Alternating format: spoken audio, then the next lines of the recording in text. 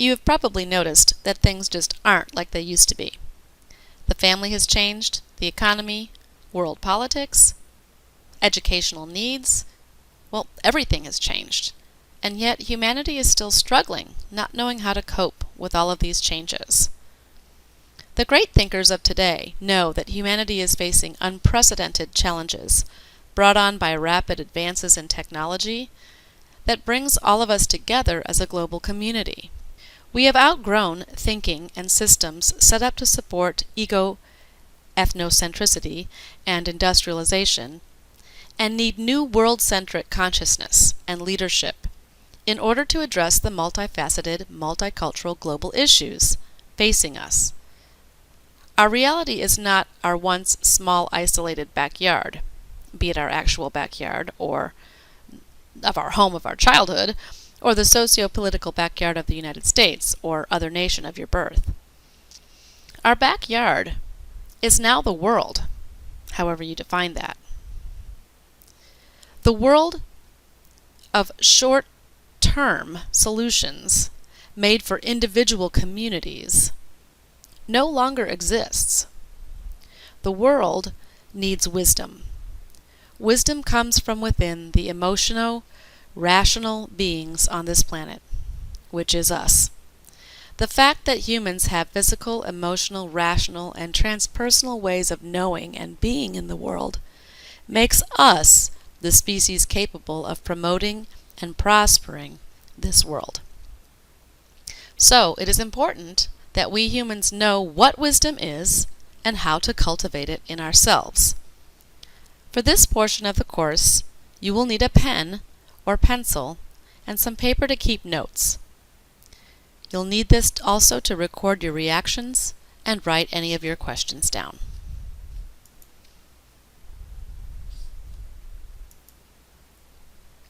I want you to take 30 seconds or so and write down a few people that you consider to be wise, or personify wisdom for you. Yeah, that's right. Go ahead and do it now. I'm waiting.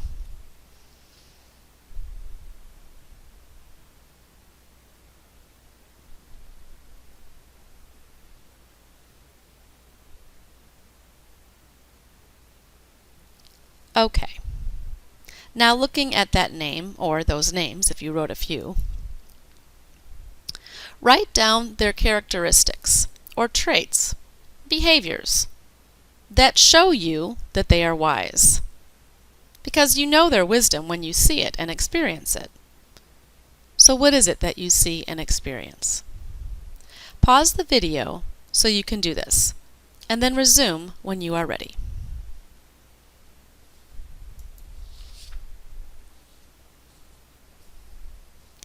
I'm guessing that these may be some of the people you wrote down and some of the characteristics.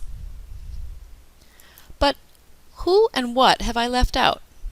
This could be important for you. So compare our lists. What is the key to developing your wisdom?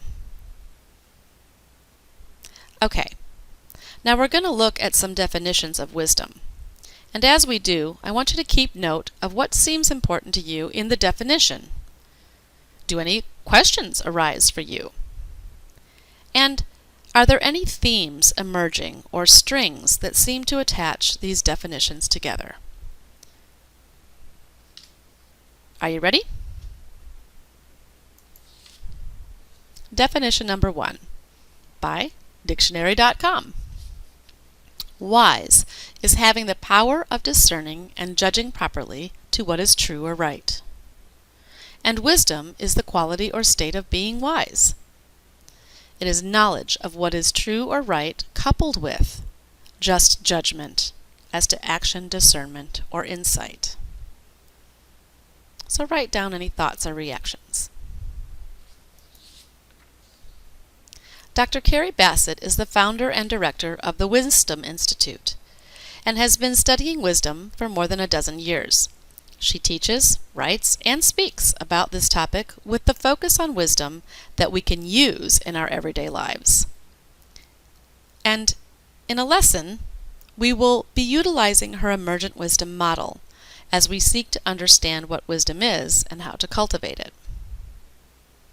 Her definition is, wisdom is having sufficient awareness in various situations and contexts to act in ways that enhances our common humanity. So write your thoughts on this definition.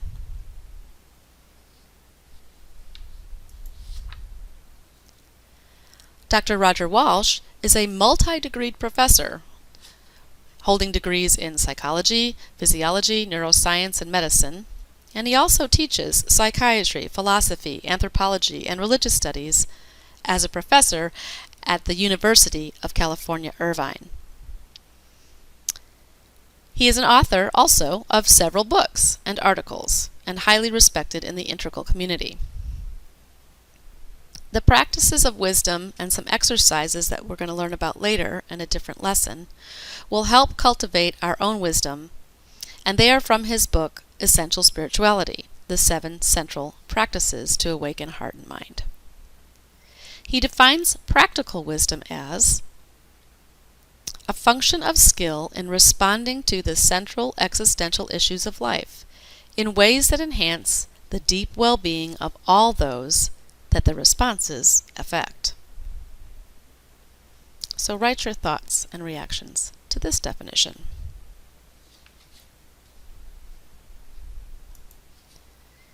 Stephen R. Covey probably needs no introduction, as I'm sure you have heard of him and most likely have read his 7 Habits of Highly Effective People. He has also written The 8th Habit, From Effectiveness to Greatness. We'll be looking at his definition of conscious and exploring the role of compassion as it relates to and is interdependent upon wisdom. He defines wisdom this way. I believe that when information and knowledge are impregnated with worthy purposes and principles, you have wisdom. Be sure to write your thoughts and reactions to this one.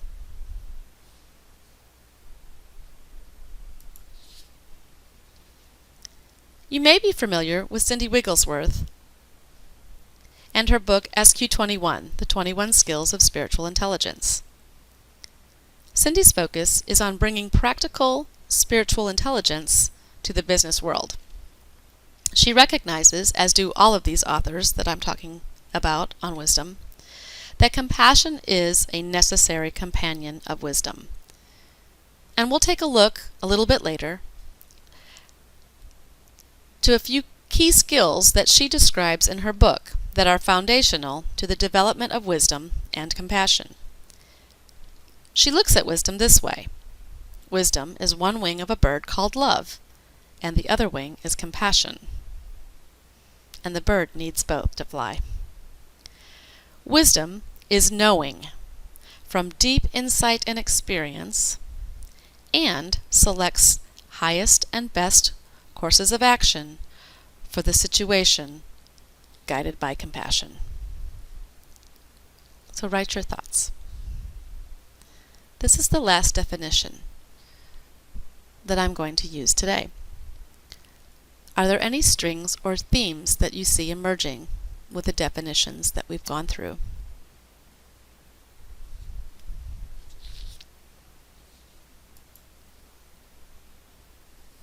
So here are my insights and reactions to the definitions, and some common threads that I saw. The common threads are existential, spiritual, or conscious related, those terms kind of used.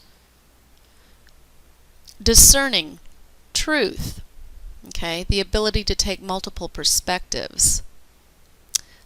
The wisdom is beneficial for many, not just the self. And both awareness and action are required. And we're going to get back to this in another lesson. And anyone can develop it. Is there anything else that you came up with? Because those aspects will be important for you.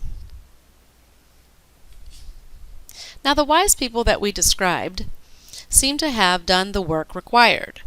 They are able to see deeply and clearly the larger, more encompassing reality and nature of things and life. They have cultivated concentrated vision and have what Walsh calls the visionary aspect of wisdom, which includes exploring life, mind, and the nature of reality. And Walsh goes on to say that wisdom explores and reflects on the nature of life, especially on the causes of happiness and the causes of suffering. Once you appreciate the all-consuming power of the mind, learning how your mind works and how to train it become vital goals. And I assume that's why you're taking this course, to learn how to train the mind and become wise. He continues saying that knowledge is always partial, the intellect limited, our understanding finite, in an infinite universe of unfathomable mystery. Recognizing and acceptance of these limits are aspects of wisdom and also essential means for developing it.